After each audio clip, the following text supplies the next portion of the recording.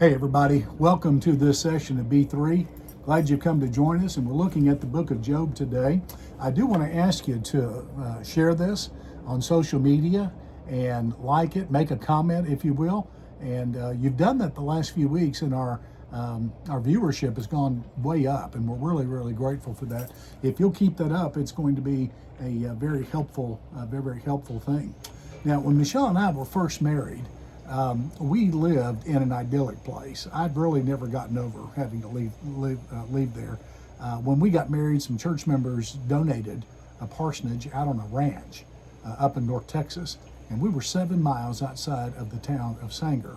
And our driveway, little town, yeah, it was a little town, and it was 7 miles outside of Sanger, and through some beautiful North Texas ranch country. And our driveway was about 3/4 of a mile off the road, and we had a creek in the backyard, about 100 yards in the backyard that I would wade and fish in, and it was called Clear Creek. And then tour buses would stop in front of the house or in front of the property, the ranch there, and look at wildflowers during the spring. Oh, it was just beautiful, and all. But out there, that far out at night, it could get dark. And one evening, I went on a walk to the road and back. I think I was praying some or something, and I got a mischievous idea. Don't forget the coyotes. Oh, lots of coyotes. You'd hear them yelling at night, and sometimes cattle would press their face up against the windows early in the morning, and it was quite a place for a newlywed couple. But one evening, I went on a walk, and I came back, and it was dark. And you were in the house, and we had a misunderstanding. Not a disagreement, wasn't a disagreement, but she really misunderstood something. He had gone on a walk, and I was unpacking our wedding presents. And like I said, or like he said, we had moved into a parsonage, and it was a mother-in-law house. And so every now and then I would find something that had been overlooked when the family moved Mom out. There were some things in the medicine cabinet. I know you know the story about the infamous wedding medicine cabinet. Did I say medicine cabinet? Mm-hmm. You know that story about the infamous Oh, if you don't, I'll tell you. medicine cabinet. And That was a disagreement. that was that was a disagreement. Our first ever, right there. Okay. Hadn't had any since then, but that That's that right. took care of it. That's right. I was hanging up clothes in our closet, and on the top shelf there were hat boxes. Well, let me back up.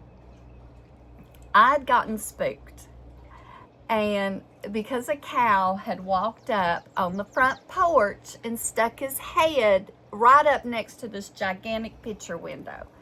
And I saw this eyeball looking in the window, and it just freaked me out a little bit. And I was like, okay.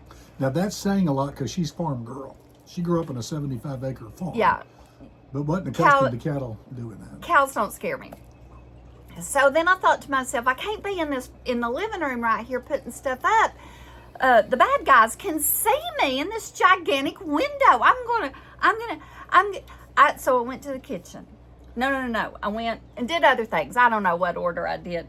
But then a scorpion came across the floor, and I thought, I can't be in here. So I was in the bedroom hanging stuff up in our closet, and there were hat boxes on the top shelf, and I was taking them down because I was going to take them over to Joe's house, and Mama Joe's house. She was a hoot, and she taught me how to cut up a chicken. And I started to look in a hat box and thought, no, what if it's a head? I can't look in here. So then I went to the kitchen. That's when I went to the kitchen. I was standing in the kitchen, paralyzed with fear. I mean, I had talked myself into a land I don't ever want to go to again. I was so scared. Literally standing in the kitchen thinking, I don't know what to do. And then I saw a head, a human head this time, in the little window. And right when I turned my eyes to see it, the head moved away. I screamed. I mean, I screamed so loud and so hard and so long. I had the time to think the idea, just come kill me already. I was so, it was awful. Then the kitchen door opened and a man's hand came in. And I had already screamed out all my breath. I didn't know what to do. I couldn't move. I couldn't say anything. I couldn't even catch another breath. It was awful, this hand coming through the door. Well, it was my sweet husband. And he looked in that window and he said, "Oh, I don't want to scare her." So he moved his head real fast. And then he stuck his hand in there. What he was trying to do was show me his wedding rings. He was trying to say, "It's me. It's your husband." But all I saw was, rah. It was awful. Awful. Oh, and I truly, only one other time in my entire life have I been almost that afraid, but it took years off my life. That might be why I'm gray-headed nowadays. Yep. I did that. Yeah. Yep. I have to admit a couple things. One, I have a deep sense of perverted satisfaction over that. I'm sure you do. But I'm sure you do. the second thing is that I was trying to do one thing, and it was misunderstood and taken as another thing. And that right there summarizes so much of the book of Job. Yeah. It really does. God's doing one thing in Job's life. He and his friends misunderstand, and he's got to be corrected. And that's what we find in the book of Job. Now, a few introductory notes about Job. One, Job has received a lot of secular attention. Lots of philosophically minded people and commentators and others will discuss the book of Job because it addresses the reality of human suffering. Also, we're not really sure who wrote Job, but we know who needs it, and everyone does. Now, most do believe that Job addresses or prioritizes human suffering, but I'm not sure that's the case. There is a lot of human suffering there, of course, in the first and second chapter, but some prioritize human suffering as the primary subject, but this approach minimizes God. The primary subject surfaces in the first two chapters, and that's really God's work with Job in his suffering. And so suffering is related, but the book of Job is really about God's ways with someone that has got a lot of integrity. And I think also the issue of spiritual warfare is very, very prominent. Absolutely. Well, in chapters 1 through 2, we've got catastrophe. And I think the primary question that surfaces there is, will we trust God when life turns tragic? Then the next section happens to be criticism. Job's friends go through several rounds of criticism of him, and Job ends up responding. And then then the third section happens to be confrontation, when God confronts Job and his friends about things. And then finally there's a conclusion to it where God really ends up settling everything that is there. But the catastrophe in chapter 1 and 2 begins with an explanation of Job's troubles. Job's troubles started when God and Satan had a conversation about Job and his family and his friends. And Job and his family and friends were not aware of this conversation. In fact, I don't think Job found out about this conversation in chapters 1 and 2 with the enemy until he probably got to heaven. And so there may be something there. Now, there are a few things that happen here in this text. Job is just going about his life one day. He's full of integrity, he's a righteous man. He honors the Lord, and all of a sudden catastrophe happens in his life. His property is destroyed, his family, his children are destroyed, and there's just an awful lot of chaos that takes place, and there's really no explanation for it. But in that, there's some things that surface here. Verses 4 and 5 say that Job's sons used to go and hold a feast in the house of each one on his day, and they would send word and invite their 3 sisters to eat and drink with them. And when the days of feasting had completed their cycle, Job would send word to them and consecrate them, getting up early in the morning and offering burnt offerings, according to the number of them all. For Job said, perhaps my sons have sinned and cursed God in their hearts. So Job did continually.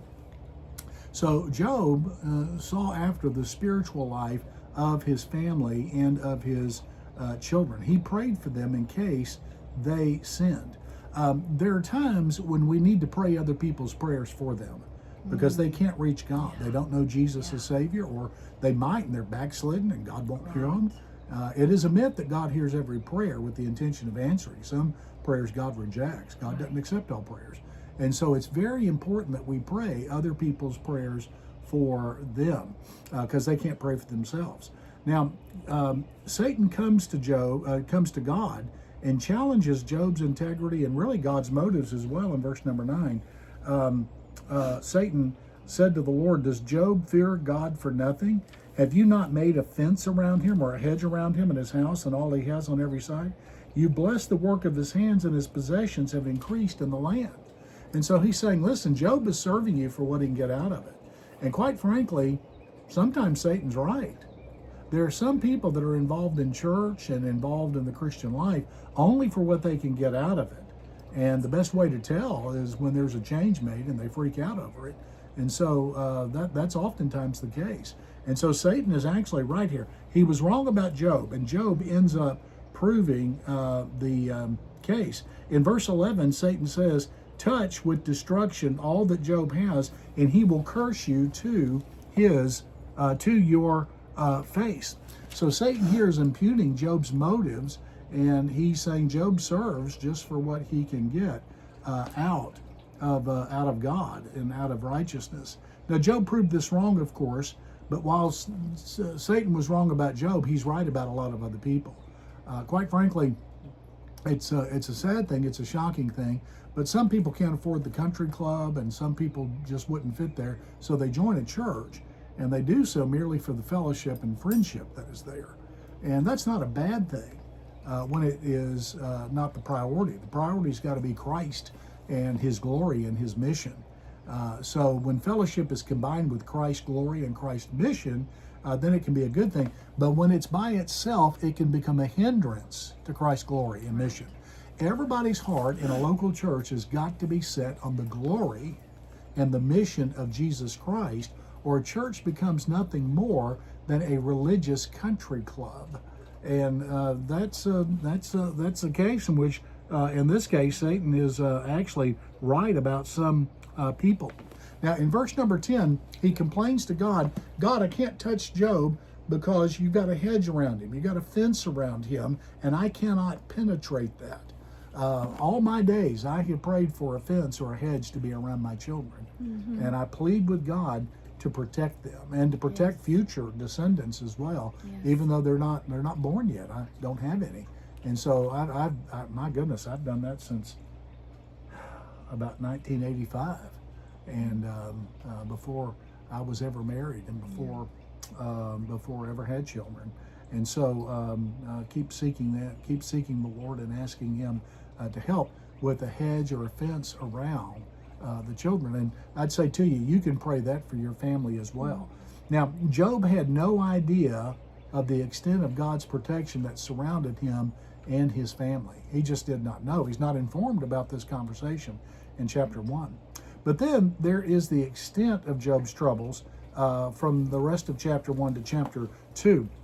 His fortunes are attacked, and Satan ignites the Sabaeans to come and attack him. So Satan has marauders, attackers, thieves at his disposal. And then his family is attacked in verses 18 and 19. The fire falls from heaven and burns up the sheep and servants and consumes them. So Satan has that at his disposal. Then there's more marauders in verse number 17, the Chaldeans, and then a great wind from across the wilderness, a tornado it looks like, he's got at his disposal. I don't quite understand all of that, but some of these things Satan can do, and he can tear up people's lives. And so this is the extent of his suffering. Now, I want you to look at verses 20 and 21 and 22 of chapter 1. After all of this, it's reported to him, it says, Then Job got up, tore his robe, and shaved his head. And then he fell to the ground, and he worshiped. Amen. Can I tell you something? We would get through hard times with a lot more peace of mind and effectiveness and a better witness Yeah.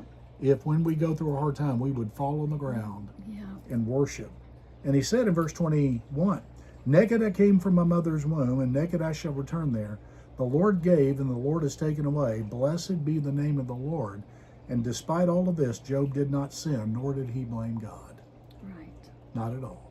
So he's in the midst of this suffering, and he gets really spiritual about it, and he turns to the Lord fervently, ferociously, and passionately.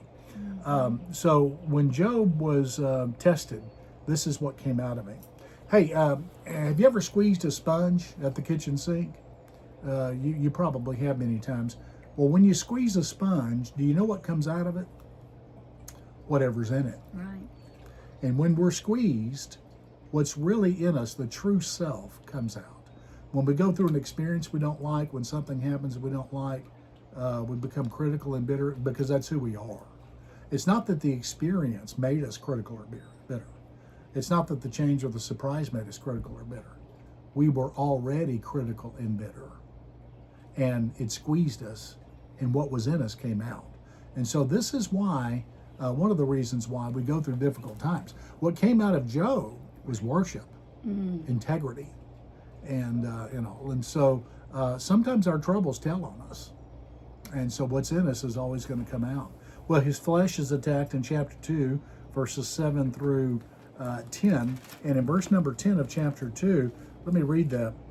Job's wife in verse 9 says, Do you still hold firm your integrity? Curse God and die. And he said, You're speaking as one of the foolish women speaks. Shall we actually accept good from God and not accept adversity? Despite all this, Job did not sin with his lips.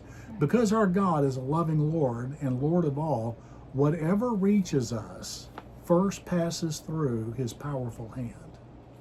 You've got to believe that. And so every bit of sorrow and difficulty has got a divine design to it. And you've got to trust that that's the case. Well, then his friends come and they sit with him for a week in chapter 2, verses 11 through 13. And that moves us to chapter number 3, all the way to chapter 37, where we see criticism. Will a man serve God for nothing? Well, this section here in chapter 3 through chapter 37, there's another question here. Will we trust God when people turn critical? And there's several cycles of criticism that come. The first cycle is chapter 3 through chapter 14, and Job and Eliphaz. Job gives a speech, and Eliphaz gives his speech. And Job says in his speech in chapter 3, I wish I'd never been born.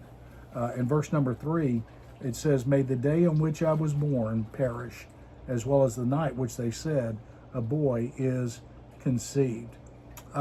This is Job pouring out his grief. And I want to say to you, sometimes you may have felt that way. And you may have felt guilty about saying some things to God that you really don't want to repeat in public. I want to assure you, God's big enough to handle it. Go to him, apologize to him, make it right, but it's going to be okay because you can open up your heart powerfully to God. And then chapter 3, verses 20 through 26, he says, I wonder why I was even born. Now, Eliphaz has to respond.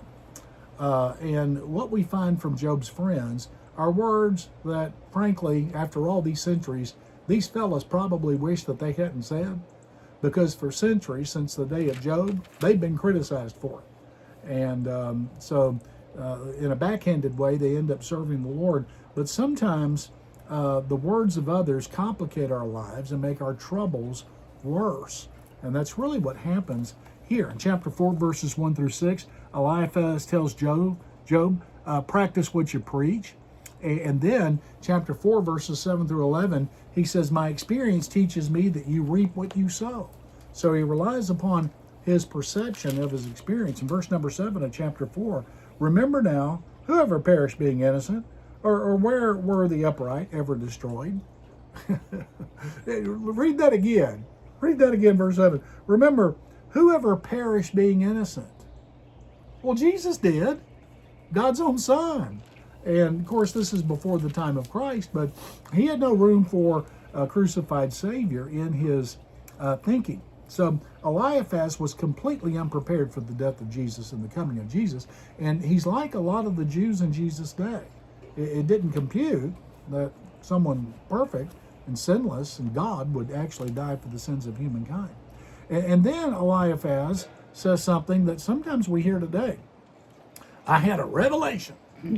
I had a revelation. I went to school with somebody who was always having revelations. And she couldn't just have a normal quiet time and prayer time and God impress her heart. She had to show up every day at school and say, I had a revelation. And I'm thinking, why do your quiet times have to be so superior to the rest of us? Well, just kind of cool it, you know. I thank the Lord he's guiding you, but had a revelation. Well, that's what Eliphaz says. Maybe they're related. Chapter 4, verse 13. Amid disquieting thoughts from visions of the night when deep sleep falls on people, dread came upon me and trembling, and all my bones shake. Then a spirit passed by my face, and the hair of my flesh stood up. Well, he's saying I had a revelation here. John Bisagno wrote this: God's voice is usually a soft impression, not a noisy gong. Right. He said, when people say God impressed me, I listen. When people say God told me, I walk away. And when people say God told me to tell you, I run. Bisagno was very wise. And Bisagno was not unspiritual. He was very, very godly. And so I sympathize with him. Now, I've come to the point where I pause when people tell me that they have had a revelation, and usually it starts this way. They'll come in and talk with me about something they disagree with, and they'll preface it with this: I've been praying about it. As if the leadership and I have not been praying about it.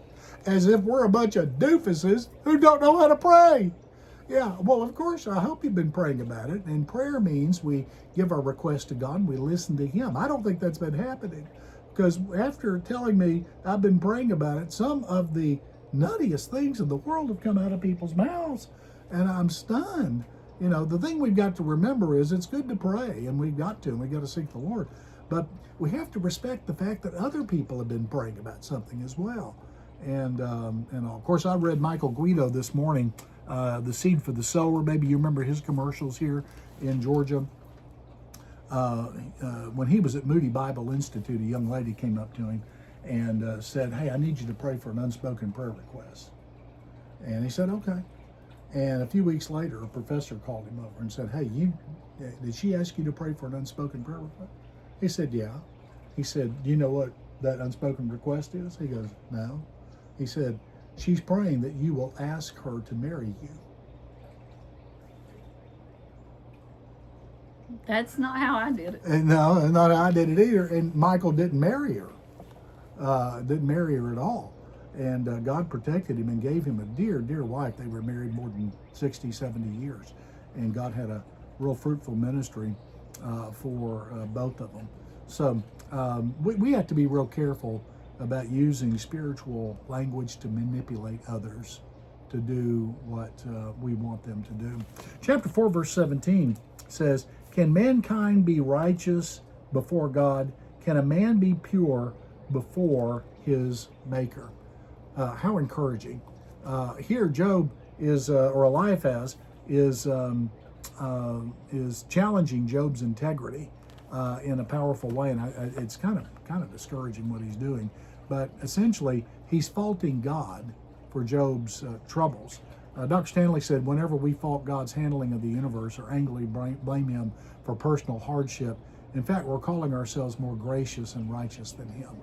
And we've got to be careful of that. Then in chapter 5, verses 1 through 7, he said, it's the godless who are born to grief. And then he tells Job, seek God and submit to him in verses 8 through 16 of chapter 5. Look at verses 8 and 9.